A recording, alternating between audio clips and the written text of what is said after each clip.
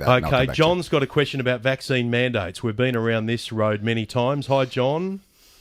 G'day, Ben. G'day, Premier. John Larter. I'm a SAC paramedic, 25 years. My wife's also an emergency nurse with a master's degree in clinical teaching. We're down in Sydney today at the Industrial Relations Commission with Shane Princess, and AFL solicitors, trying to get her job back. Police are still mandated out of jobs. SES volunteers, I can't even fill a sandbag.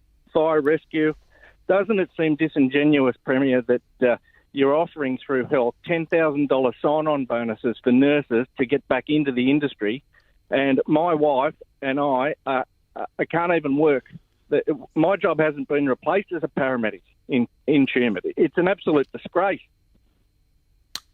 John, I've made it very clear, and I couldn't have been clearer to the public service here in New South Wales, to end vaccine mandates, and the majority across the public service have done so.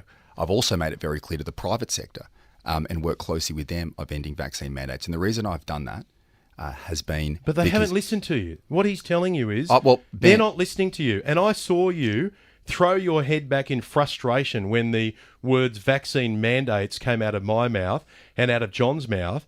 You understand the frustration here, but as Premier of this state, you don't have the power to make this happen. I have the power in certain areas of the public service, Ben. And I've made that very clear, and they have reduced those vaccine mandates. I don't have power in the private sector, but I've actually spoken to leading employers across the nation, across the state, when I became Premier, for those vaccine mandates to be removed for the simple reason there is no evidence. There is no evidence that the vaccine stops transmission. How humiliating would it be to work your whole life to become the Premier of this state, have the power seemingly to be able to run the state, and then you have someone else who says, no, I'm not going to follow what the Premier is saying? There are certain areas in the public service where I do not have that power. It's crazy. And in addition to that...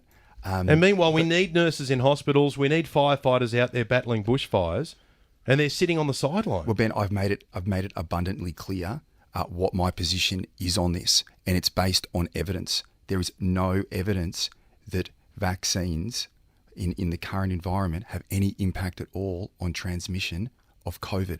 I could not be clearer. So just repeating that, vaccines have no impact when it comes to COVID transmission. And in addition to that, there are areas in the public service, just to John's question, there are areas in the public service prior to the pandemic where certain vaccines were required for employers, a lot of them in a health setting.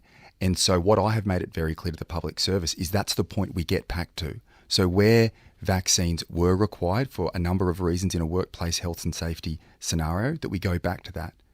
But there is no evidence in the areas of the public service that I can make that direction. I have, and it has been enacted. And I've also worked very closely with the private sector who have followed my position in relation to this issue. This has been worth